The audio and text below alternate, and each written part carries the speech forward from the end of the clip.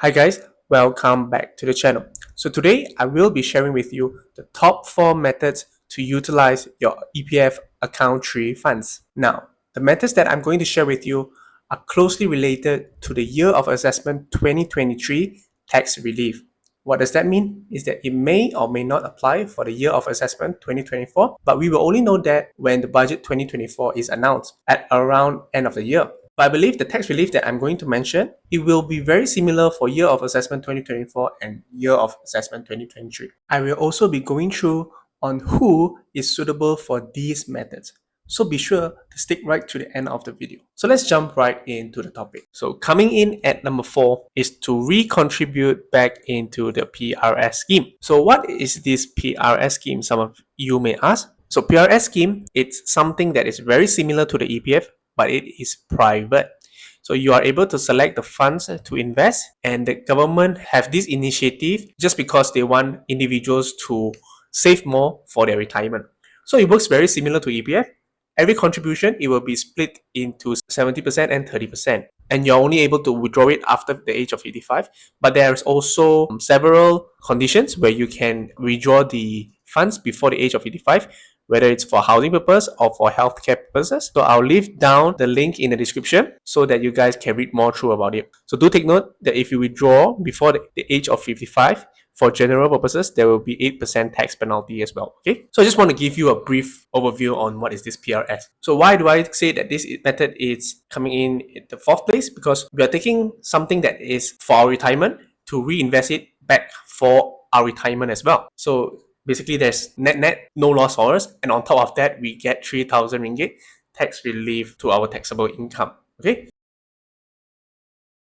Next, for number 3, this will goes to this part of the tax relief, contributing to your education fund. There's a saying that says the best investment that you can make is to invest in yourself. And on top of that, now we have tax relief when we invest on ourselves. So utilizing the account tree in the EPF funds, we can take up a course of study for the purpose of upskilling or self-enhancement.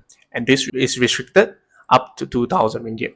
So this can be any Google search, like data analytics courses from Coursera or Udemy. So any course that is taken for the purpose of upskilling or for self-enhancement, you can go for it. And also do remember to take note to claim for the tax relief in the following years. Of course, if you are going for a master's, it's up to 7,000 ringgit here. So yes, this will become into 3rd placing. Okay, so 2nd placing, I think I've mentioned this method before, which is to recontribute back into the EPF funds. So why do I give this as a 2nd place compared to PRS scheme here that I've mentioned earlier? It's because when we recontribute back to the EPF, our funds right now will split to 75, 15, and 10%.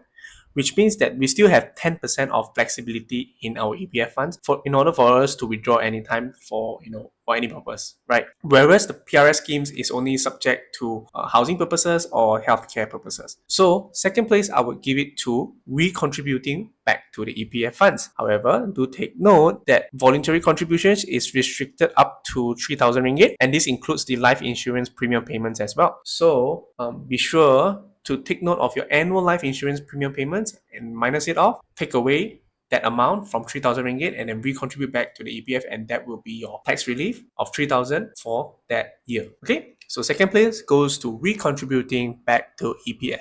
Last but not least, best method to utilize your EPF funds, I will give the 1st place to investing in the index funds. Now, historically, the S&P 500 has averaged around 10% returns the past 30 years, right?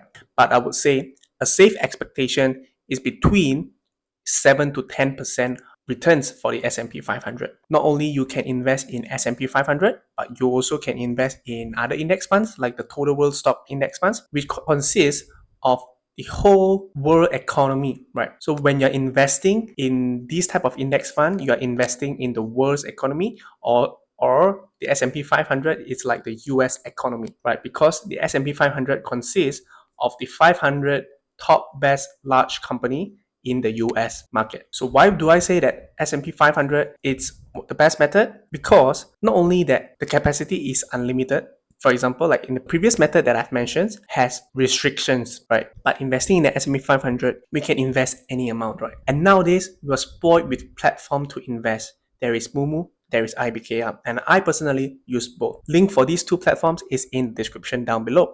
So if you would like to know more about how to invest, so do make sure you subscribe to the channel. And not only that, the returns on history is actually higher than PRS and EPF as well. Okay, and we are able to withdraw the funds in case of an emergency, right? Although I don't recommend withdrawing from these index funds, as because I believe that we should have a pool of emergency funds that is separate from investment. Okay, but I do understand that sometimes life happens and you may or may not need to withdraw from your investment platform. We can do so when we are invested in the index funds, right? So it's like when such situations happen, we have a backup plan to fall to. But we do need to understand the risk of investing in the index funds, right? There is certain risk involved, and not every year we will be in the green. There will be ups and downs when we start our investing journey. But in the long-term horizon, I believe that we will be in the green and we can achieve a good expectation of between 7 to 10%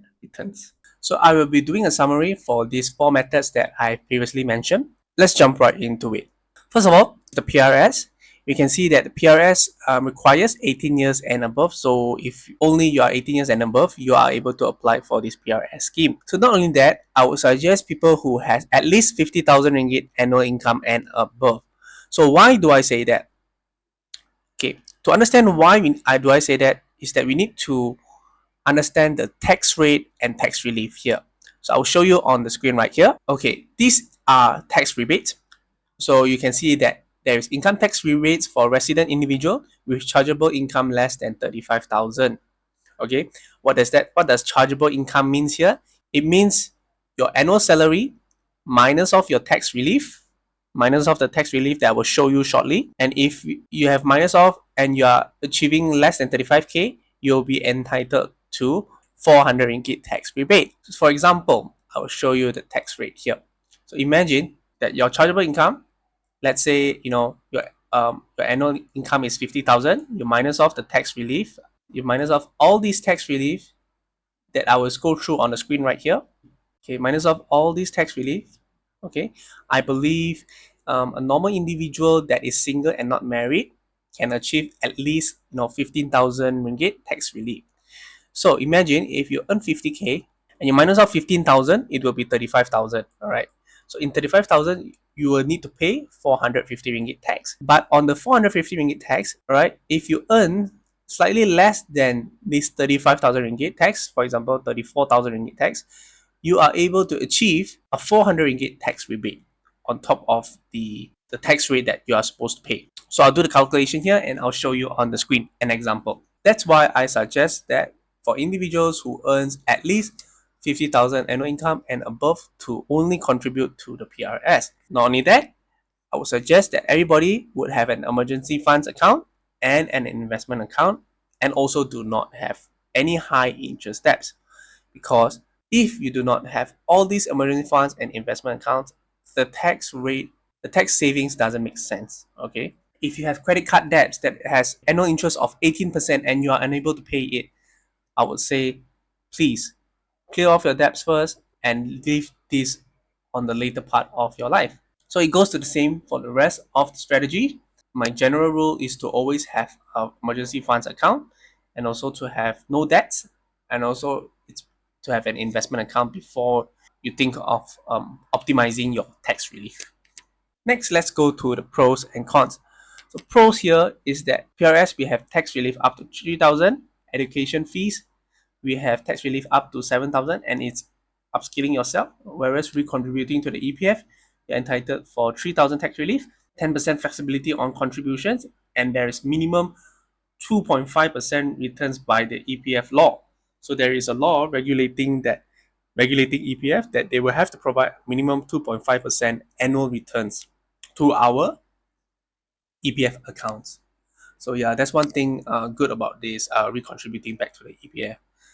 Okay, and the benefit of investing in the index funds is that you have flexibility, right? You are able to withdraw or deposit at any time, and its highest percentage annualized returns based on the historical charts. The historical data I'm going to show you on the screen, we can see that investing in index funds, it provides you up to 10% returns annually. All right, of course there is ups and downs, but annualized is providing the best returns. And there is no max capacity. You can contribute to the index funds, and you can start at any income level. All right, for EPF there is a max cap of contribution of 100k a year as of today, but for index fund there is no max capacity, no max limit that we can contribute. Okay, the cons of PRS is that it is locked till 55 years old, and there's 8% tax penalty on withdrawal for general purposes. Partial withdrawal with selected criteria. That is your housing and your healthcare purposes. Education, when we are upskilling ourselves with, of course, gaining knowledge is good, but there is uncertain on monetary returns. EPF on the side, it's also locked to 55 years old. Partial withdrawal is available with selected criteria as well before the age of 55. Okay, and investing in the index fund, we have market risk, uncertain returns, and also there is dividend withholding tax.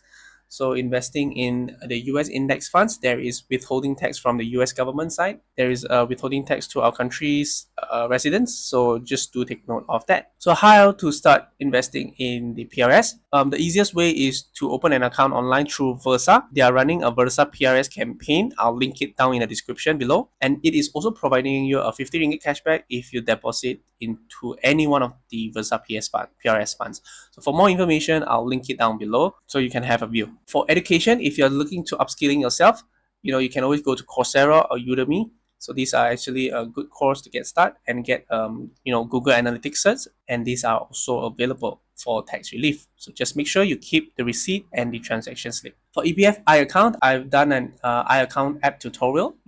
Do check out in the link in the description or subscribe to my channel. I have talked more about the account tree and also how to withdraw and recontribute through the iAccount app. As for index funds, investing in an index fund, we can go through IBKR or Momu. Personally, I use both platforms.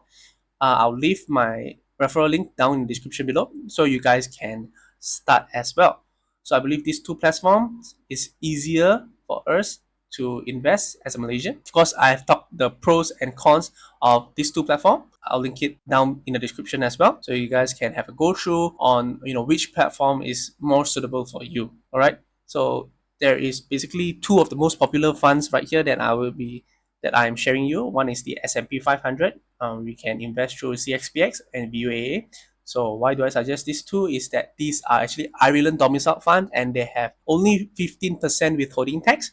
Whereas if you invest in a US ETF, there is actually 30% withholding tax. If you would like to know more about withholding taxes, leave a comment down below. Let me know that you wish to know more about ETFs. Then I would go through more about the withholding taxes. And also we have Total World Stock Index.